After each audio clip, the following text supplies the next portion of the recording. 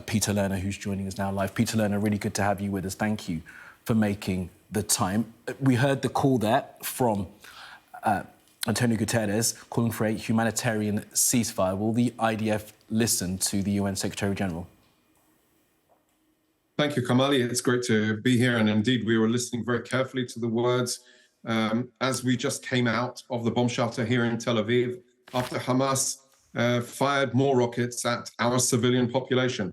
I can say this is exactly the problem. Hamas is intentionally targeting civilians, as they did on the most brutal attack on Israel's society on the 7th of October, and they continue to do so, as I just said.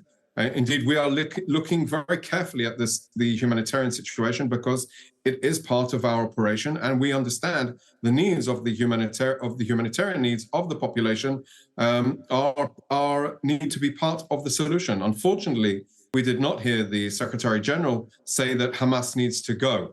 And I would say there is no doubt about it, and any decent person needs to say that Hamas needs to go, because this is not an organization, and I did hear the words peace. This is not an organization that is a peace-seeking organization. This is a terrorist organization that butchers babies in the bedrooms, that rapes women, that abducts elderly, and then tries to hold the whole world hostage. So there needs to be a very, very clear message from the world, from the international community, and specifically from the international humanitarian organizations, that Hamas has had its time on this earth and needs to leave us alone. I would say all people, all decent people, to say that very clearly. Peter Lerner, what is the IDF's primary objective right now? We have currently two main goals. The first is the primary issue, of course, of destroying Hamas, making sure it can never, ever utilize the Gaza Strip as a staging ground against the people of Israel. And of course, the second issue is bringing home the abductees, the hostages that have been that are being unlawfully held by Hamas. Over 200 people, imagine their families, have been torn to pieces over the last 15 days since Hamas conducted their attack. Yeah, it's a tragedy, but you are plating it as a secondary objective, correct? The return of the hostages. They are at the top of our priority. Indeed, it is a human tragedy.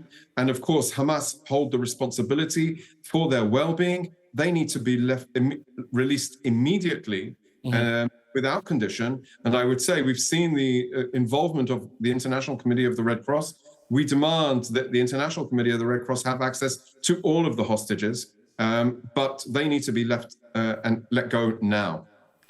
Well, two were let go last night, as you all know, Miss Yocheved Lipschitz and Nurit Cooper. And Miss Lipschitz gave a news conference where she said that in the weeks before the attack on the 7th of October, their fields were burnt, they'd sent balloons up, there were fires, but the IDF didn't take their concerns seriously.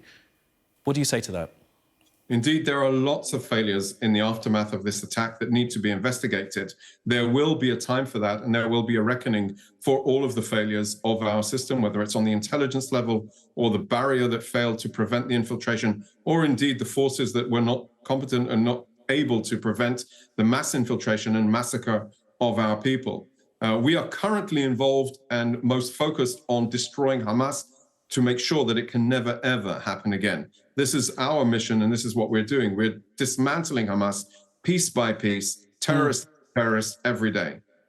I mean, you're smashing them from the air, and there are sort of incursions, limited incursions. I understand you're sending some armour in at certain times, but there's a tension there, isn't there, between destroying Hamas and making sure that your people come out safe. There is some reporting today that you're willing to hold off the ground invasion for the release of hostages. Is that correct? Kamali, there are two conditions for a ground operation. Indeed, we are preparing for that eventuality. The two conditions, I would say, first of all, of course, is the government instruction to the IDF to mobilize. So it's a green light from the government. The second component would be the optimal operational conditions for a mobilization. Now, we have no intention to rush into Gaza, and we understand that changing the system, to changing the paradigm, is a lengthy process. We need to take full advantage of the time at hand in order to prepare ourselves, to equip our forces, and also task them with the specific tasks, each unit, so that they know what they have to do. We have recruited a huge amount of reservists, some 300,000 people. This is the largest recruitment of reservists in the history of the IDF. And so we need to make sure that those forces are well prepared for the challenges ahead. I will ask you about the readiness of those forces, because you can't have them standing at readiness indefinitely, can you, as you well know. But I want to put one point to you. Emmanuel Nashon, who's in the Foreign Ministry, said to my colleague Deborah Haynes earlier that the IDF didn't rush in because they were fearful of walking into a trap. Is that right? You couldn't go in the first couple of days because you feel like a trap had been set by Hamas?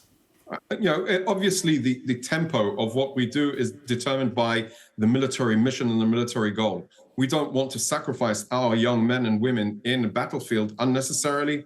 Going into war is a very, very heavy decision, and the government needs to decide to send the forces in. And I would say, indeed, we don't need to rush into that. And that is why we're thankful for each and every day that we can be better prepared, better equipped, and have specific tasks for the different units.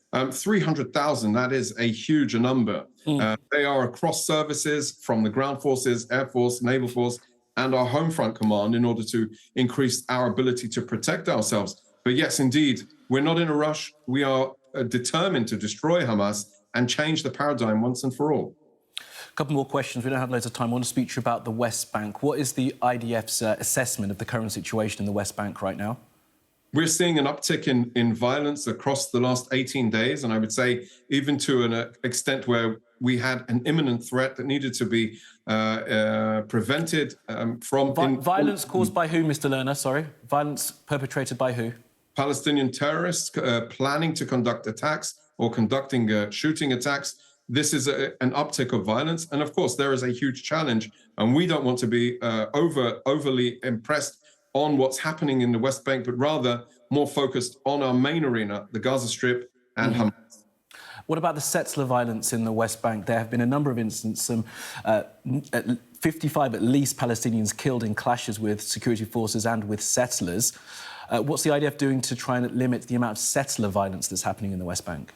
So I can't comment specifically on settler violence, as you pointed out, but I can say that any violence undermines the security that we are trying to serve for the people of the region, for Israelis and Palestinians alike in the West Bank. So we need to be focused much on securing the communities on one hand, preventing terrorists from trying to conduct terrorist activities on the other hand. But our main focus is Hamas in Gaza. They need to be destroyed. Yeah, absolutely right. You've made that point, but I want to ask you about the West Bank again. 300 assault rifles going to be given out to civilian security squads with the blessing of the IDF and the National Security Ministry. That's only going to lead to more violence in that region. I could argue that could actually increase the security of the individuals. One of the problems that we're facing, for instance, is the state of the security, the civilian security capabilities in the south, and that the people did not have enough weapons to protect themselves, and where the weapons were was actually locked up with ammunition that was locked up, so they couldn't protect themselves in this onslaught of Hamas into the communities. Now imagine this: if a terrorist cell in the West Bank decides to go into one of the communities and conduct a mass massacre, and there aren't enough forces on the ground, the people should not be able to protect themselves. So indeed, there is a concern, and we need to manage it, and it can't be just anybody, and then there does need to be a screening process. But nevertheless, these people do need to be able to protect themselves. Yeah. And final point to you. The Secretary General says that it's important to recognise the attack by Hamas didn't happen in a vacuum. The Palestinian people have suffered years of suffocating occupation. He's right, isn't he? He also said that there needs to be a road forward to peace, and Hamas, unfortunately, or quite clearly, are not any partner for any peace with anybody. OK. Peter Lerner, really appreciate you making the time to speak to us this afternoon. Thank you very much for being with us.